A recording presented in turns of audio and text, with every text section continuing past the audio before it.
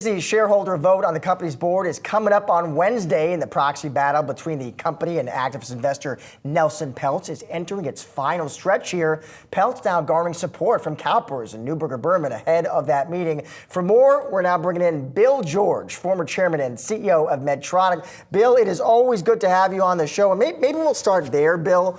I want your take on just some of the big names who are coming out, Bill, in favor of Mr. Nelson Peltz. So we can talk about CalPERS or ISS. What do you make of that, Bill? Are you surprised by that?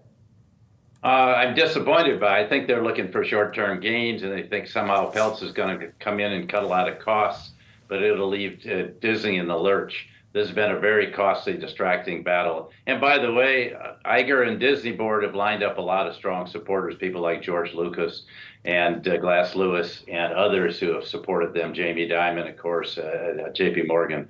So I think in the end, it's going to be a very close battle. But the point is, Iger's got a big job to do at Disney, and it's taking him away from getting the job done because Chapek left the company in a mess.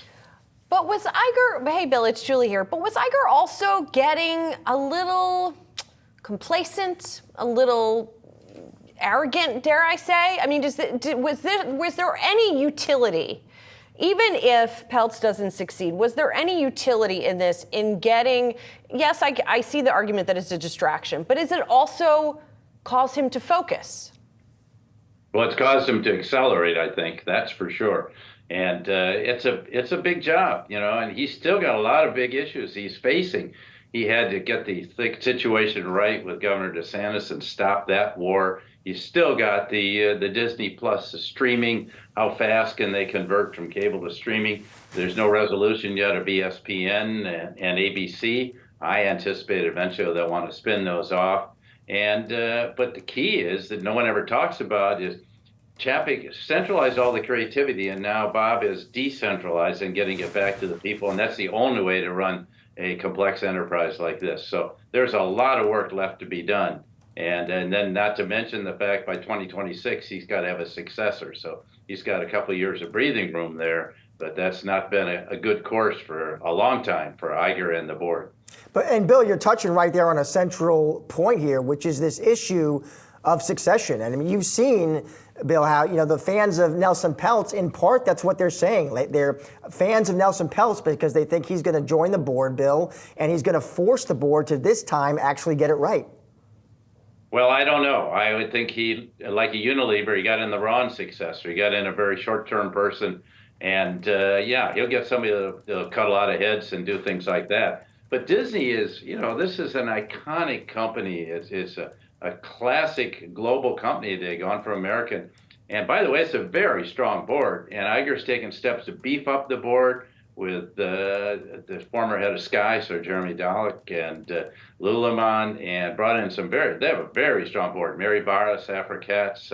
You aren't going to find many stronger boards. They don't need Nelson Peltz telling them what to do. They know what to do. Mark Parker's done an excellent job as chair.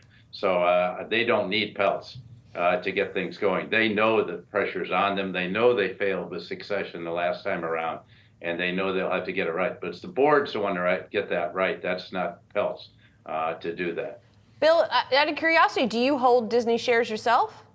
No, I don't hold any shares like that, so I can talk objectively to people like you. And when I teach at Harvard, I don't have a bias. So no, I don't hold any shares. Well, that's helpful for us.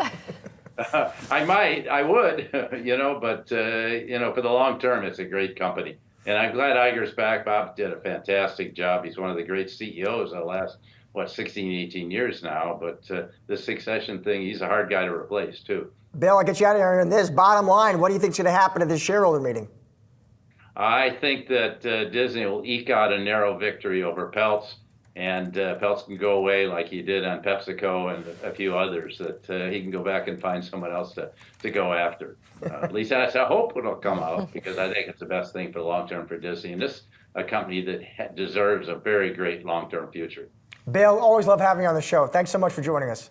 Thanks for having me.